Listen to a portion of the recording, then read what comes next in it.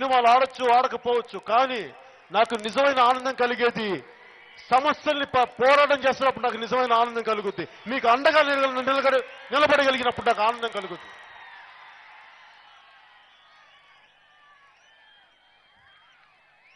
అలాగే నేను రాయలసీమ అభివృద్ధికి సంబంధించినంత వరకు నేను రాయలసీమ ప్రాంతంలో పుట్టలేదు, కానీ రాయలసీమ ప్రాంతానికి చాలా అండగా ఉంటాను. మీకు అండగా నిలబడతాను. మీ సమస్యలు నా సమస్యలు.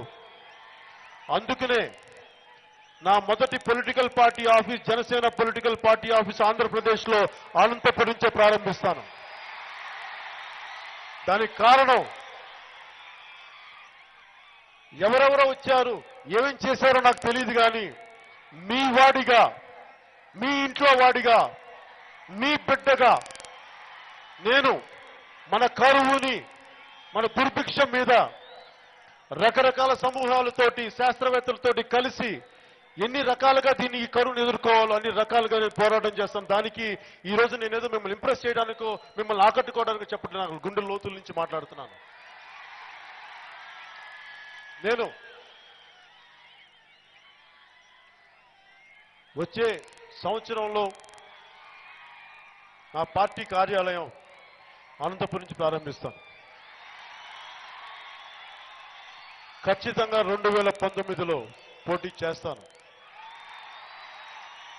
అది ఎలాంటి ఫలితాలు ఇస్తాయి, నాకు ఏ ప్రభుత్వం ఏ పార్టీ మీద నాకు వ్యతిరేకత లేదు.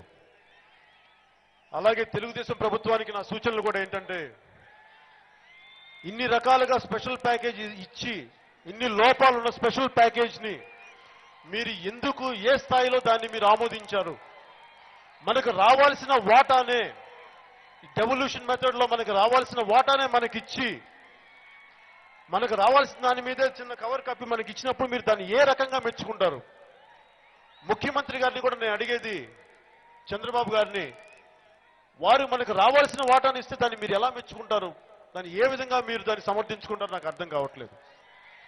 దానికి తెలుగుదేశం ప్రభుత్వం సమాధానం చెప్పుకోవాలి ప్రజలకి నేను కోరుకుంటున్నాను. నేను సభల్లో మాట్లాడుతున్నప్పుడు నువ్వు కొన్నిసార్లు చంద్రబాబు గారికి మద్దతుగా మాట్లాడినట్టు ఉంటుంది. అంటే సమకాలీన రాజకీయ వ్యవస్థ నాయకులు ఎలా అయిపోయారంటే ఒకళ్ళొకళ్ళు బూతులు తిట్టుకుంటా ఇదే రాజకీయాలు అనుకున్నారు. రాజకీయాలు ఇలా కాదు. కల్లూరి గారిని అడగండి రాజకీయాలు అంటే ఏంటో వారు చెప్తారు. వారి పుస్తకాలు చదవడం మనకు రాజకీయాలు అంటే ఏంటో తెలుస్తాయి. ఒక